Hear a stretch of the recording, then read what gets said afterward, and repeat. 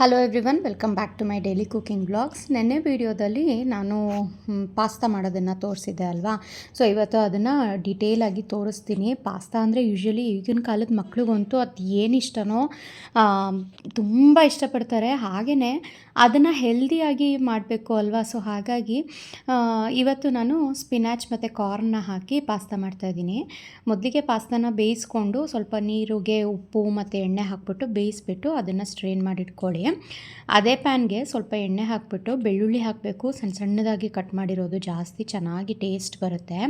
ಅದು ಸ್ವಲ್ಪ ಫ್ರೈ ಆಗ್ತಾಯಿದ್ದ ಹಾಗೆಯೇ ಕಟ್ ಮಾಡಿ ಇಟ್ಕೊಂಡಿರೋವಂಥ ಪಾಲಕ್ ಸೊಪ್ಪು ಮತ್ತು ಕಾರ್ನ್, ಸ್ವೀಟ್ ಕಾರ್ನ್ ಏನಿರುತ್ತಲ್ಲ ಅದನ್ನು ಹಾಕಿ ಎಣ್ಣೆಯಲ್ಲಿ ಸ್ವಲ್ಪ ಫ್ರೈ ಮಾಡಬೇಕು. ಅದು ಸ್ವಲ್ಪ ಫ್ರೈ ಆದ ನಂತರ ಅದಕ್ಕೆ ರುಚಿಗೆ ತಕ್ಕಷ್ಟು ಉಪ್ಪನ್ನು ಹಾಕಿ ಇನ್ನೂ ಚೆನ್ನಾಗಿ ಅದು ನೀರಿನ ಅಂಶ ಎಲ್ಲ ಬಿಟ್ಕೊಂಡು ಸಾಫ್ಟಾಗಿ ಆ ನೀರೆಲ್ಲ ಇಂಗೋವರೆಗೆ ನಾವು ಚೆನ್ನಾಗಿ ಅದನ್ನು ಕುಕ್ ಮಾಡಬೇಕು. ನೋಡಿ, ಈ ರೀತಿ ನೀರೆಲ್ಲ ಬಿಟ್ಕೊಳ್ಳುತ್ತೆ. ಅದೇ ನೀರಿನಲ್ಲಿ ಆ ಕಾರ್ನ್ ಮತ್ತು ಸ್ಪಿನಾಚ್ ಎರಡೂ ಬಾಯ್ಲ್ ಆಗಬೇಕು ಚೆನ್ನಾಗಿ. ಸೊ ಈ ಕಡೆ ಇನ್ನೊಂದು ಸಣ್ಣ ಪ್ಯಾನ್ನಲ್ಲಿ ನಾನು ಒಂದು ಸ್ವಲ್ಪ ಎಣ್ಣೆಗೆ 1 ಸ್ಪೂನ್ ಆಗುವಷ್ಟು ಮೈದಾ ಹಿಟ್ಟನ್ನು ಹಾಕಿ ಚೆನ್ನಾಗಿ ರೋಸ್ಟ್ ಮಾಡ್ಕೊತಾ ಇದ್ದೀನಿ. ಮೈದಾ ಬೇಡ ಅನ್ನೋದಾದರೆ ಬೇಕಾದ್ರೆ ಗೋಧಿ ಹಿಟ್ಟನ್ನು ಹಾಕ್ಕೋಬೋದು. ನಾನು ಬರೀ 1 ಸ್ಪೂನ್ ಅಲ್ವಾ ಅಂತ ಅಂದ್ಬಿಟ್ಟು ಮೈದಾನೇ ಹಾಕಿದ್ದೀನಿ. ಏಕೆಂದರೆ ಮೈದಾ ಹಾಕಿದ್ರೇ ಅದು ಏನು ಟೆಕ್ಸ್ಚರ್ ಬರುತ್ತೆ ನೋಡಿ, ಹೊರಗಡೆ ಸಿಗುತ್ತಲ್ಲ ನಮಗೆ ಆ ಟೆಕ್ಸ್ಚರ್ ಬರೋದು. ಹಾಗಾಗಿ ನಾನು ಸ್ವಲ್ಪ ಮೈದಾ ಹಿಟ್ಟನ್ನೇ ಹಾಕಿದ್ದೀನಿ. ಅದು ಚೆನ್ನಾಗಿ ರೋಸ್ಟ್ ಆದ ನಂತರ ಅದಕ್ಕೊಂದು ಸ್ವಲ್ಪ ನೀರನ್ನು ಹಾಕಿಬಿಟ್ಟು ಈ ರೀತಿ ಪೇಸ್ಟನ್ನು ತಯಾರು ಮಾಡ್ಕೋಬೇಕು. ಸೊ ಆ ಪೇಸ್ಟನ್ನು ಇಲ್ಲಿ ಬೇಯ್ತಾ ಇದ್ದಂಥ ಕಾರ್ನ್ ಮತ್ತು ಸ್ಪಿನಾಚ್ ಮಿಕ್ಸ್ಚರ್ಗೆ ಹಾಕಿ ಅದು ಹಾಕ್ತಿದ್ದ ಹಾಗೆಯೇ ನಿಮಗೆ ಕನ್ಸಿಸ್ಟೆನ್ಸಿ ಎಷ್ಟು ಬೇಕೋ ಅಷ್ಟು ಹಾಲನ್ನು ಸೇರಿಸ್ಕೋಬೇಕು. ಜೊತೆಗೆ ಇಲ್ಲಿ ನಾನು ಸ್ವಲ್ಪ ಆರಿಗ್ಯಾನೋ ಮತ್ತು ಚಿಲ್ಲಿ ಫ್ಲೇಕ್ಸ್ ಸ್ವಲ್ಪ ಜಾಸ್ತಿ ಹಾಕೋತಾ ಇದ್ದೀನಿ. ತುಂಬ ಇದಕ್ಕೆ ಬೇರೆ ಏನು ಖಾರ ಇಲ್ಲದೆ ಇರೋದ್ರಿಂದ ಇದರಲ್ಲೇ ಖಾರ ಬರಬೇಕಲ್ವ, ಹಾಗಾಗಿ ನಾನು ಸ್ವಲ್ಪ ಜಾಸ್ತಿ ಹಾಕೋತೀನಿ. ಖಾರ ಕಡಿಮೆ ಆಗಿಬಿಟ್ರು ಅಂತೂ ಅಷ್ಟಾಗಿ ಚೆನ್ನಾಗಿರಲ್ಲ. ಹಾಗಾಗಿ ಅದು ಸ್ವಲ್ಪ ಒಂದು ಕುದಿ ಬರ್ತಾಯಿದ್ದ ಹಾಗೆಯೇ ನಾವು ಬೇಯಿಸಿ ಬಸ್ದಿಟ್ಕೊಂಡಿರೋವಂಥ ಪಾಸ್ತಾನ ಸೇರಿಸ್ಬೇಕು.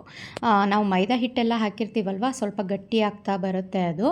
ಸೊ ಇನ್ನೇನು ಗಟ್ಟಿ ಆಗ್ತಾ ಇದೆ ಅನ್ನೋವಾಗ ಕೊನೆಯಲ್ಲಿ ಒಂದು 3 ಸ್ಲೈಸ್ ಆಗುವಷ್ಟು ಚೀಸನ್ನು ನಾನು ಸೇರಿಸ್ತಾ ಇದ್ದೀನಿ. ಇದು ಟೋಟಲಿ ಆಪ್ಷನಲ್ಲು. ಮಕ್ಕಳಿಗೆಲ್ಲ ಚೀಸ್ ಹಾಕಿದ್ರೆ ಯೂಶ್ವಲಿ ಇಷ್ಟ ಆಗುತ್ತೆ ಅಲ್ವಾ, ಹಾಗಾಗಿ ನಾನು ಸ್ವಲ್ಪ ಚೀಸ್ ಹಾಕ್ತಾಯಿದ್ದೀನಿ. ಹಾಗೆಯೇ ಇದು ಕ್ರೀಮಿ ಸ್ಪಿನಾಚ್ ಕಾರ್ನ್ ಪಾಸ್ತಾ ಏನಿದೆ ಅದು ಚೀಸ್ ಹಾಕಿದ್ರೇ ಎಕ್ಸ್ಟ್ರಾ ಟೇಸ್ಟ್ ಬರೋದು. ಇಲ್ಲ ನಮಗೆ ಚೀಸ್ ಇಷ್ಟ ಇಲ್ಲ, ಅದೇ ಕನ್ಸಿಸ್ಟೆನ್ಸಿ ಸಾಕು, ಹೇಗೆ ಇದ್ರೂ ಮೈದಾ ಹಿಟ್ಟೆಲ್ಲ ಹಾಕಿರ್ತೀವಿ ಅದೇನೇ ಕ್ರೀಮಿ ಆಗಿ ಬರುತ್ತೆ ಅನ್ನೋದಾದರೆ ನೀವು ಎಕ್ಸ್ಟ್ರಾ ಚೀಸ್ ಎಲ್ಲ ಏನೂ ಹಾಕೋ ಅವಶ್ಯಕತೆ ಇಲ್ಲ.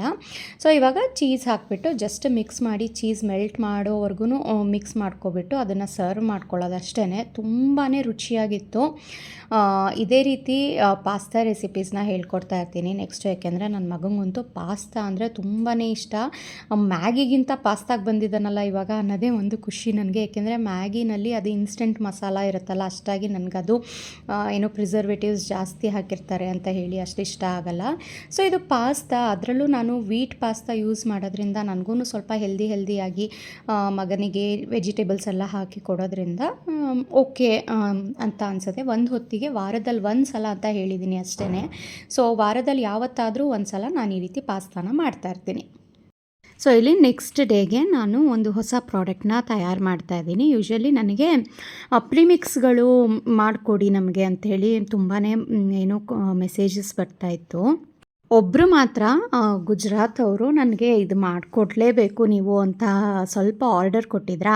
ಹಾಗಾಗಿ ಒಬ್ರಿಗೋಸ್ಕರ ಏನು ಆದರೆ ಅವರು ಒಂದು 2 kg ಆಗೋಷ್ಟು ಆರ್ಡರ್ ಕೊಟ್ಟಿದ್ರು ನನಗೆ. ಹಾಗೆಯೇ ಇದನ್ನು ಹೊಸದಾಗಿ ಇಂಟ್ರೊಡ್ಯೂಸ್ ಮಾಡೋಣ ಅಂತ ಅಂದ್ಬಿಟ್ಟು ನಾನಿಲ್ಲಿ ಪ್ರಿಪೇರ್ ಮಾಡಿಸ್ತಾ ಇದ್ದೀನಿ. ಸೊ ಅವ್ರಿಗೋಸ್ಕರ ಇಲ್ಲಿ ಪ್ರಿಪೇರ್ ಮಾಡಿದ್ದೀನಿ ನಾನು ಆಲ್ರೆಡಿ. ಬಟ್ ತುಂಬಾ ಚೆನ್ನಾಗಿ ಬಂದಿದೆ. ಏನು ಪ್ರೀಮಿಕ್ಸ್ ಅಪ್ಪ ಇದು ಅಂತ ಅಂದರೆ ಗೊಜ್ಜವಲಕ್ಕಿ ಪ್ರೀಮಿಕ್ಸು. ಕರ್ನಾಟಕದಲ್ಲಿ ಇದ್ದವ್ರಿಗೆ ಗೊಜ್ಜವಲಕ್ಕಿ ದೇವಸ್ಥಾನಗಳಲ್ಲಿ ಪ್ರಸಾದದ ರೀತಿ ನೀವು ತಿಂದೇ ಇರ್ತೀರಾ. ನನಗಂತೂ ಇದು ತುಂಬ ಫೇವ್ರೇಟ್ ಇದು. ಆದರೆ ನಮ್ಮ ಮನೆಯಲ್ಲಿ ಪ್ರದೀಪ್ಗಾಗಲಿ ಆದರೆ ಹಿತೈಷ್ಗಾಗಲಿ ಅಷ್ಟಿಷ್ಟ ಆಗಲ್ಲ. ಹಾಗಾಗಿ ನಾನು ಇದನ್ನು ತಿಂಡಿ ಮಾಡೋದೇ ಬಿಟ್ಬಿಟ್ಟಿದ್ದೆ ನಾನು. ಸೊ ಇಲ್ಲಿ ಗೊಜ್ಜವಲಕ್ಕಿಗೆ ಏನೋ ಅದಕ್ಕೆ ಮಸಾಲೆ ಎಲ್ಲ ಪ್ರಿಪೇರ್ ಮಾಡಿಕೊಂಡು ಅವಲಕ್ಕಿನ ಚೆನ್ನಾಗಿ ಹುರಿದುಬಿಟ್ಟು ಪೌಡರ್ ಮಾಡಿ ಅದ್ರ ಜೊತೆ ಸ್ವಲ್ಪ ಮಿಕ್ಸ್ ಮಾಡಿ ಒಗ್ಗರಣೆ ಎಲ್ಲ ಪ್ರಿಪೇರ್ ಮಾಡಿ ಮಾಡಿಸಿರೋ ಅಂಥ ಪ್ರಿಮಿಕ್ಸ್ ಪೌಡರ್ ಇದು. ಪ್ರಿಮಿಕ್ಸ್ ಗೊಜ್ಜವಲಕ್ಕಿ ಪ್ರಿಮಿಕ್ಸ್ ಪ್ಯಾಕೆಟ್ ಇದು ಈಗ ಅವೈಲೇಬಲ್ ಇದೆ. ಸೊ ಇದನ್ನು ಹೇಗೆ ಮಾಡೋದು ಅನ್ನೋದನ್ನು ನಾನು ತೋರಿಸ್ತೀನಿ. ಫ್ರೆಶ್ ಬ್ಯಾಚು ನೆನ್ನೆ ಪ್ರಿಪೇರ್ ಮಾಡಿಸಿದ್ದೀನಿ. ಆಲ್ಮೋಸ್ಟ್ 2 kg ಆಗೋಷ್ಟು ಮಾಡಿಸಿದ್ದೀನಿ ಅಷ್ಟೇ. ಇನ್ನೊಂದು ಸ್ವಲ್ಪ ಮಿಗುತ್ತೆ ಅಲ್ವಾ, ಈಗ ಕರೆಕ್ಟಾಗಿ 2 2 ಕೆ ಜಿ ಅಂದರೆ 2 ಕೆ ಜಿನೇ ಮಾಡೋಕ್ಕಾಗಲ್ಲ, ಇನ್ನೊಂದು ಸ್ವಲ್ಪ ಮಿಗುತ್ತೆ. ಸೊ ಮಿಕ್ಕಿರೋದನ್ನು ನಾನು ಸ್ವಲ್ಪ ಮನೆಗೆ ಇವತ್ತೇ ನೈಟ್ ಹೇಗಿದ್ರೂ ಸ್ವಲ್ಪ ದೋಸೆ ಹಿಟ್ಟು ಮಿಕ್ಕಿತ್ತು, ಅದು ಒಬ್ರಿಗಾಗೋಷ್ಟಿತ್ತು. ಇನ್ನು ನನಗೆ ಗೊಜ್ಜು ಅವಲಕ್ಕಿ ಮಾಡ್ಕೊಳ್ಳೋಣ ನಾನು ಅಂತ ಅಂದ್ಬಿಟ್ಟು ಒಂದು ಪ್ಯಾಕೆಟ್ನ ನಾನು ಮೇಲ್ಗಡೆ ತೊಗೊಂಡು ಬಂದಿದ್ದೆ. ಸೊ ಇಲ್ಲಿ ಈ ಪ್ರಿಮಿಕ್ಸ್ ಪ್ಯಾಕೆಟ್ನ ಯೂಸ್ ಮಾಡಿಬಿಟ್ಟು ಇನ್ಸ್ಟೆಂಟ್ ಗೊಜ್ಜು ಅವಲಕ್ಕಿ ಹೇಗೆ ಮಾಡೋದು ಅನ್ನೋದನ್ನು ತೋರಿಸ್ತಾ ಇದ್ದೀನಿ.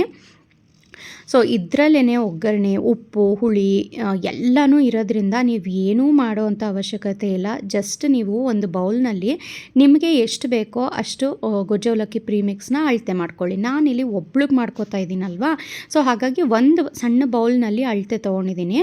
ಸೊ ಈ ಬೌಲ್ನಲ್ಲಿ ನಾನು ಒಂದು ಮಿಕ್ಸಿಂಗ್ ಪ್ಯಾನ್ಗೆ ಈ ರೀತಿ ಗೊಜ್ಜು ಅವಲಕ್ಕಿ ಪ್ರೀಮಿಕ್ಸ್ನ ಹಾಕೋತಾ ಇದ್ದೀನಿ.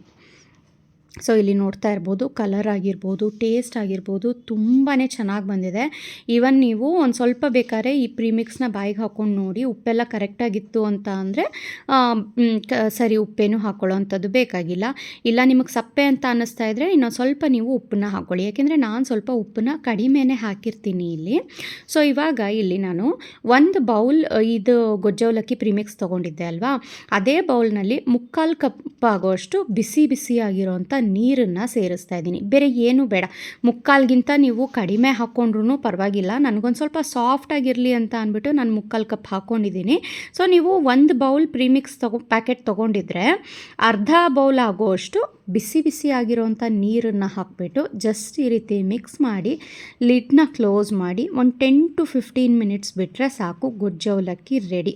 ಸೊ ನಾನಿಲ್ಲಿ ಫಸ್ಟ್ ಟೈಮ್ ಅಲ್ವಾ ಪ್ರೀಮಿಕ್ಸ್ ಪೌಡರ್ ರೆಡಿ ಮಾಡಿರೋದು, ಒಂದು 5 ಮಿನಿಟ್ಸ್ಗೆ ಓಪನ್ ಮಾಡಿ ನೋಡ್ತಾ ಇದ್ದೆ. 5 ಮಿನಿಟ್ಸ್ಗೆ ನೋಡಿ ಎಷ್ಟು ಚೆನ್ನಾಗಿ ಅದು ನೀರನ್ನೆಲ್ಲ ಅಬ್ಸಾರ್ಬ್ ಮಾಡಿಕೊಂಡು ಗಟ್ಟಿ ಆಗ್ತಾ ಬರ್ತಾ ಇದೆ ಅಂತ. ಸೊ ಇದಿನ್ನೂ ಸಾಫ್ಟ್ ಇದೆ, ಹಾಗಾಗಿ ಪರವಾಗಿಲ್ಲ, ವರ್ಕ್ ಆಗ್ತಾಯಿದೆ ಅಂತ ಅಂದ್ಬಿಟ್ಟು ಒಂದು ಸ್ವಲ್ಪ ನೀಟಾಗಿ ಇನ್ನೊಂದು ಸ್ವಲ್ಪ ಮಿಕ್ಸ್ ಮಾಡಿಬಿಟ್ಟು ಇನ್ನೊಂದು 10 ಮಿನಿಟ್ಸ್ ಹಾಗೆ ಬಿಟ್ಟಿದ್ದೆ. ಸೊ ಇವಾಗ 10 to 15 ಮಿನಿಟ್ಸ್ ಟೋಟಲಿ ನಾನು ಟೈಮ್ ಕೊಟ್ಟಿರೋವಂಥದ್ದು ಗೊಜ್ಜು ಅವಲಕ್ಕಿ ಪ್ರೀಮಿಕ್ಸ್ ರೆಡಿ ಆಗೋದಕ್ಕೆ. ಸೊ ನೋಡಿ ಓಪನ್ ಮಾಡಿ ಮಿಕ್ಸ್ ಮಾಡ್ತಾಯಿದ್ದೀನಿ. ಎಷ್ಟು ಚೆನ್ನಾಗಿ ಉದ್ರಾಗಿ ಸಾಫ್ಟಾಗಿ ಸಖತ್ತಾಗಿತ್ತು ಗೊತ್ತಾ. ಟೇಸ್ಟ್ ವೈಸು ನಾವು ಇನ್ಸ್ಟೆಂಟಾಗಿ ಮಾಡ್ಕೊತೀವಿ, ಸಖತ್ತಾಗುತ್ತೆ. ಅಯ್ಯೋ ಇನ್ಸ್ಟೆಂಟಾ ಅದೇನು ರುಚಿ ಇರುತ್ತೆ ಅಂತ ಅಂತೀವಿ. ಯೂಶ್ವಲಿ ಮ್ಯಾಗಿ ಅದೆಲ್ಲ ಇದ್ದೇ ಇರುತ್ತಲ್ವ, ಬಿಸಿ ನೀರು ಹಾಕಿಬಿಟ್ಟು ಮ್ಯಾಗಿ 2 ಮಿನಿಟ್ಸ್ ಮ್ಯಾಗಿ ಈ ಫ್ಲೈಟಲ್ಲೆಲ್ಲ ಕೊಡ್ತಾರೆ ನೋಡಿ, ಜಸ್ಟ್ ಬಿಸಿ ನೀರು ಹಾಕಿ ಮಿಕ್ಸ್ ಮಾಡ್ಕೊಳ್ಳೋ ಅಂಥದ್ದು ಅದು ಅಂತ. ಅದೆಲ್ಲ ಏನೂ ಇಲ್ಲ ಇದ್ರ ಮುಂದೆ, ಅದು ಆ್ಯಕ್ಚುಲಿ ಟೇಸ್ಟೇ ಬರಲ್ಲ. ಇದು ಎಷ್ಟು ಸಖತ್ತಾಗಿತ್ತು ಗೊತ್ತಾ, ನಿಜ ಹೇಳ್ತಾ ಇದ್ದೀನಿ. ನೋಡಿ ನಾವು ಮನೆಯಲ್ಲೇ ಯಾವ ರೀತಿ ಒಗ್ಗರಣೆ ಎಲ್ಲ ಮಾಡಿ ಗೊಜ್ಜು ಅವಲಕ್ಕಿ ಪ್ರಿಪೇರ್ ಮಾಡ್ತೀವೋ ಅದೇ ರೀತಿ ಆಗಿದೆ. ನನಗಂತೂ ತುಂಬಾ ಖುಷಿ ಆಯಿತು, ಏಕೆಂದರೆ ತುಂಬ ತಿಂಗಳೇನು 1 ವರ್ಷದ ಮೇಲೆ ಆಗೋಗಿತ್ತು ನಾನು ಗೊಜ್ಜು ಅವಲಕ್ಕಿ ತಿಂದು. ಇವಾಗ ನನಗೆ ಬೇಕು ಅಂದಾಗೆಲ್ಲ ಒಂದೊಂದು ಸಣ್ಣ ಬೌಲ್ನಲ್ಲಿ ನಾನು ಬಿಸಿನೀರು ಹಾಕ್ಕೊಂಡು ಗೊಜ್ಜು ಅವಲಕ್ಕಿನ ಮಾಡ್ಕೋಬೋದು ಅಂತ ತುಂಬಾ ಖುಷಿ ಆಯಿತು. ಸೊ ಈ ಪ್ರೀಮಿಕ್ಸ್ ಪ್ಯಾಕೆಟಲ್ಲೇ ನಾನು ಇನ್ಸ್ಟ್ರಕ್ಷನ್ಸ್ನೂ ಸಹ ಕೊಟ್ಟಿರ್ತೀನಿ ಯಾವ ರೀತಿ ಪ್ರಿಪೇರ್ ಮಾಡ್ಕೊಳ್ಳೋದು ಅಂತ. ಸೊ ಇವಾಗಲೇ ಆರ್ಡರ್ ಮಾಡ್ಕೊಳ್ಳಿ. ನಿಮಗೆ ಅಥವಾ ನಿಮ್ಮ ಮಕ್ಕಳು ಏನಾದರೂ ಹಾಸ್ಟೆಲಲ್ಲಿರ್ತಾರೆ ಅಥವಾ ನೀವೇನಾದರೂ ಟ್ರಾವೆಲ್ ಮಾಡ್ತಾ ಇದ್ದೀರೋ ಹೊರಗಡೆ ಫುಡ್ ಅಷ್ಟಾಗಿ ಅಡ್ಜಸ್ಟ್ ಆಗಲ್ಲ ಅಂದವ್ರಿಗೆಲ್ಲ ತುಂಬಾ ಹೆಲ್ಪ್ಫುಲ್ ಆಗುತ್ತೆ. ಎಲ್ಲಿ ಹೋದ್ರೂ ನಿಮಗೆ ಬಿಸಿ ನೀರು ಅಂತೂ ಸಿಗುತ್ತೆ. ಜಸ್ಟ್ ಬಿಸಿ ನೀರು ಹಾಕಿಬಿಟ್ಟು ಒಂದು 10-15 ನಿಮಿಷ ನೀವು ಕ್ಲೋಸ್ ಮಾಡಿ ರೆಡಿನೋ ಅಥವಾ ಮೊಬೈಲೋ ನೋಡ್ತಾ ಕೂತ್ಕೊಬಿಟ್ರೆ ಗೊಜ್ಜು ಅವಲಕ್ಕಿ ರೆಡಿನೇ ಆಗೋಗುತ್ತೆ. ಸೊ ಇಲ್ಲಿ ನೋಡ್ಬೋದು ನೀವು, ನಾನು ಜಸ್ಟ್ ಈ ಬೌಲ್ನಲ್ಲಿ 1 ಬೌಲ್ ಆಗೋಷ್ಟು ಗೊಜ್ಜು ಅವಲಕ್ಕಿ ಪ್ರಿಮಿಕ್ಸ್ನ ಹಾಕಿದ್ದು. ಬಟ್ ನೀರೆಲ್ಲ ಹಾಕಿದ್ಮೇಲೆ ಅದು ಅವಲಕ್ಕಿ ಅರಳುತ್ತೆ ಅಲ್ವಾ, ಅರಳಾದ್ಮೇಲೆ ಅದು 3 ಬೌಲ್ ಆಗೋಷ್ಟು ಆಗಿದೆ ಗೊಜ್ಜು ಅವಲಕ್ಕಿ. ಸೊ ನೀವು ಕ್ವಾಂಟಿಟಿ ಸಹ ನೋಡ್ಬೋದು ನೀವಲ್ಲಿ. ಸೊ ಡಬಲ್ ಆಗುತ್ತೆ. ನನಗೆ ಫಸ್ಟ್ ಟೈಮ್ ಅಲ್ವಾ ಅಷ್ಟಾಗಿ ಗೊತ್ತಾಗಿರಲಿಲ್ಲ, ಹಾಗಾಗಿ ಡಬಲ್ ಆಗೋಯಿತು.